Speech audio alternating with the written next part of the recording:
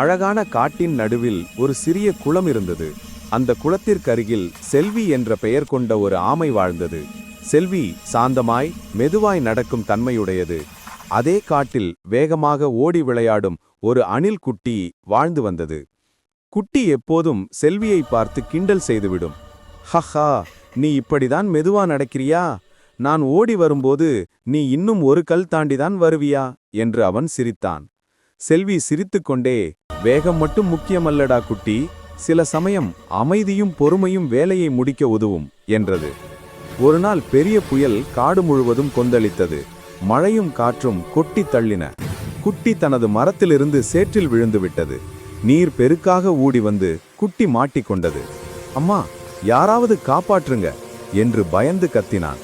அப்போது செல்வி மெதுவாக அங்கிருந்து வந்து தனது வலுவான சிப்பியை குட்டி பிடிக்கச் சொல்லியது. குட்டி தயக்கத்துடன் சிப்பியை பிடித்து செல்வியுடன் மெதுவாக பாதுகாப்பான இடத்துக்கு வந்தது. புயல் நின்றது. குட்டி செல்வியை பார்த்து வெட்கப்பட்டான். செல்வி, நான் உன்னை எப்போதும் கிண்டல் செய்தேன், ஆனால் இன்று நீங்க தான் என்னை காப்பாத்தினீங்க என்றான். செல்வி சிரித்துக்கொண்டு, நட்பு வேகத்தை கணக்கு பண்ணாது, மனசைதான் பார்க்கும் என்றது. அன்று முதல் குட்டியும் செல்வியும் நல்ல நண்பர்களாகிவிட்டனர். குட்டி ஒரு பெரிய பாடம் கற்றுக்கொண்டான். ஒருவரின் பலவீனத்தை கிண்டல் செய்யாதே, சமயம் வந்தால் அதுவே அவர்களின் வலிமையாக மாறலாம்.